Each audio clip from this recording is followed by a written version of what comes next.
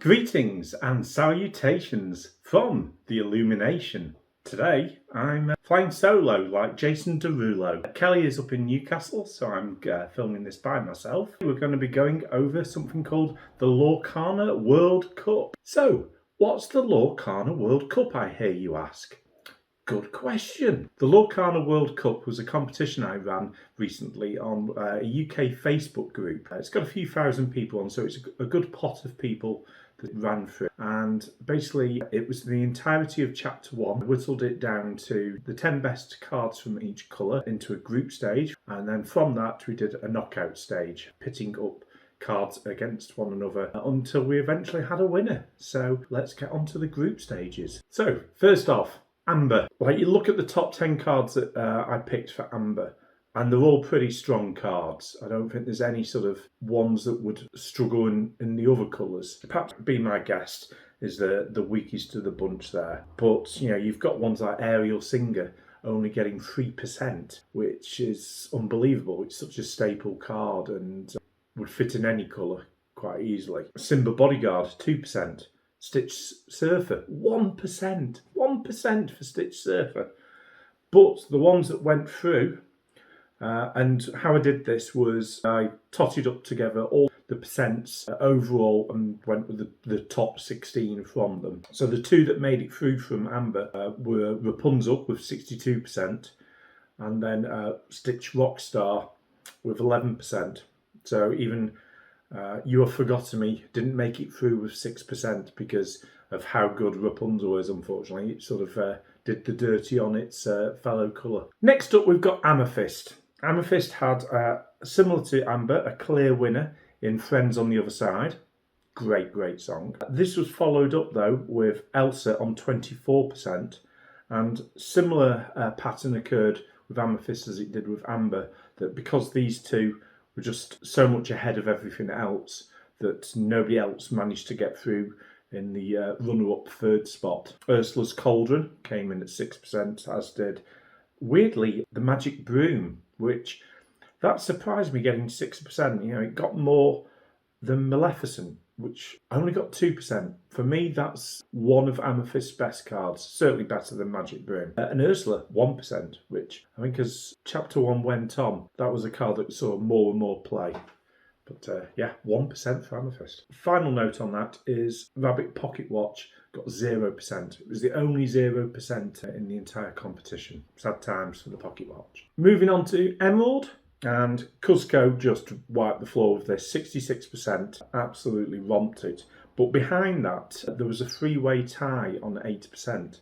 I did have to have a bit of a judge's decision on this, final ruling, because not all three of them could go through. So it was Mad Hatter, Mother Gothel, and Genie on the Job that all got 80%. And unfortunately, Mother Gothel got there, so she did not make it through, whilst Mad Hatter and Genie did get through. Other ones to note on there, John Silver, 2%, another card that towards the end of Chapter 1 was starting to certainly see a lot more play.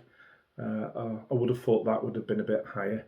Mother Gothel getting it, the reason I give Mother Gothel the heave-ho was I just couldn't believe it got 8%. I rarely saw it in decks. I played it myself very early on, but it's, you know, John Silver towards the end of the set was certainly getting in ahead of Mother Gothel, so I'm very surprised that got as much as it did. Ruby. Ruby was one that was a bit more split between the cards. Be Prepared was the winner, but it got less than 50%. It only got 45%. And then Aladdin got a very strong second place with 27%. Moving on from that, Maui also got through with 9%, but surprisingly, Dragonfire did not make it. I think that was a bit of a shocker. Even more of a shock, I think, is Maleficent only got 3%. Now, a staple card for Ruby Amethyst Control over the last few months, and I guess people just use it for ink. Mickey Mouse Brave Little Tailor sadly only got 2% as well. On to Sapphire. Sapphire was a really hard colour to pick the top 10 of. It was one of them that I could have easily have had 14 or 15 in there, but not because Sapphire's that great, it's just Sapphire wasn't that strong in Chapter 1, so it was hard to actually pick which ones were the best cards. And that sort of showed in the voting as well. Hades came out top, but with just 39%. It was followed by Mickey Mouse Detective with 17%, which was a real turn up for the books. Then Belle at 12%, and then I have the Fates with 9%. And because it was so split, and this was the way I decided I was working it, all 4 of those actually went through, despite there probably being weaker cards than some of the other colours that didn't make it through. But yeah, I have the Fates managed to get through at 9%. Grammatella nearly got in as well. She came through with 8%, but similar to Mother Gothel in the Emerald, didn't get pushed through.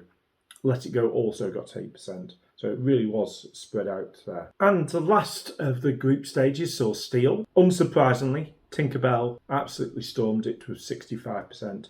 But I was quite surprised that it took so much from A Whole New World. For me, A Whole New World was the best card of the set. I know Tinkerbell gets the headlines because she's such a powerful character, but A Whole New World was the best card and potentially the most broken card out of set 1. I'd certainly think that if restrictions ever came into the game, it would be A Whole New World that'd get it before Tinkerbell. Because of them two getting 85% between them, Grab Your Sword did not make it through, which is a big shock. And then after Grab Your Sword was 6%, we got Smash with 3%, and all the rest only got 1% each.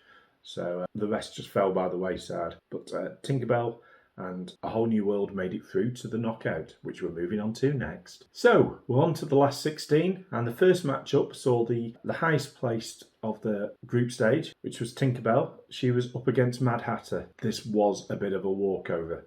Tinkerbell got 85% of the vote compared to Mad Hatter's 15%, and Tinkerbell marched on into the quarterfinals. Next matchup, though, was a much closer affair. This pitted A Whole New World versus Elsa, and Elsa sneaked it 60-40. Out of the two, I would have picked A Whole New World. I'd have gone against the grain on this one, but I do appreciate how powerful Elsa is, and she makes it through. Another one that I thought could have gone either way, and again it was fairly close, was match 3, where it's Friends on the Other Side versus Rockstar Stitch. Friends on the Other Side got the win with 59% to 41%. Rockstar Stitch, a card that was such a staple in so many Amber Steel Song decks, and I expect it to still be that in Chapter 2, has fallen away. Match 4 saw one of the underdogs in Eye of the Fates going up against Be Prepared, and this was a romp for Be Prepared. 87% of the vote for that one. Eye of the Fates just didn't have a chance. And talking about not having a chance, it was a battle of Emerald in match 5, which saw Genie up against Cuzco, and Mr. Green Cuzco just did the job. 96%. Wow. Yeah, he just carried Emerald through set. Don't know if he'll be as popular going into Chapter 2. There doesn't seem to be much in the way of synergy with him in this set. Whilst a lot of other cards in Emerald, there's a lot more sort of unity between them. The new Pete card, for example, seems like it could really be challenging for that number 5 slot, especially the fact that it's inkable as well. Match 6 saw, for me, possibly the shock of the tournament. Aladdin versus Mickey Mouse, and Mickey Mouse Detective sneaked it. It was like the Brexit vote, just a few percent between them, 53% to 47%, and Mickey Mouse got through. It was a card actually I did use a lot myself whenever I did play Sapphire, so I understand it, but I wouldn't have called that before the vote happened. Match 7 saw the powerhouse of Maui up against the poster girl of Amber in Rapunzel. And Rapunzel just walked this one 94% to 6. She absolutely decimated Maui there and goes through. And the final battle of the last 16 was an all-sapphire affair between Belle and Hades. Belle, a card that I, before Chapter 1 came out, probably ranked as one of the best cards in the set. And for me, as I've mentioned in other shows, failed to live up to that billing. And she gets knocked out by Hades, I think rightfully is the top dog of Sapphire in Chapter 1. Hades won with 63% to Belle's 37%. And we're on to now to the quarterfinals. So, quarterfinals, match 1. Elsa, the Queen of Ruby Amethyst, such a great late game card, up against Tinkerbell, who's such a strong card for Amber Steelsong. And this was a surprising walkover for Tinkerbell. 91% voted for her over Elsa. She marches into the semi-finals and looks a hard one to beat. The second quarter-final saw a battle between two of the best songs in Ruby Amethyst decks. Be Prepared versus Friends on the other side. Would people go for the card drawer or the one that gets the glory for destroying all the characters on board? Well, people went for the card drawer. Friends on the other side won with 62%. Compared to Be Prepared to 38. Match 3 sees the underdog again of Mickey Mouse going up against the Emerald Goliath of Cuzco. Could the plucky underdog make it through to the semi-final? No. He falls by the wayside at this point. Cuzco marches on with 80% compared to Mickey Mouse's 20%.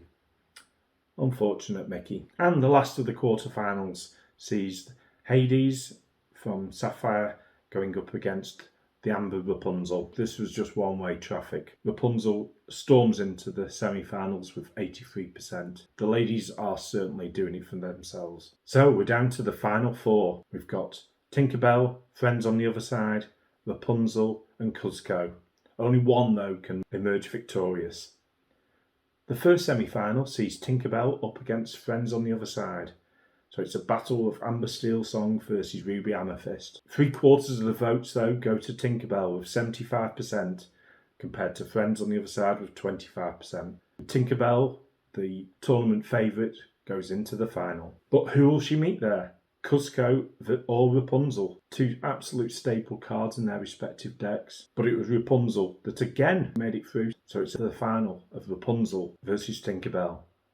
The heavyweights collide. The Amber Steelsong deck, which has dominated in Chapter 1, dominates the tournament. Rapunzel versus Tinkerbell. But only one can emerge victorious and lift aloft the Lorcana World Cup trophy. And that goes to Tinkerbell. 58% to 42%. Well done, Giant Fairy. Well deserved. And let's see how you get on in Chapter 2. Thank you.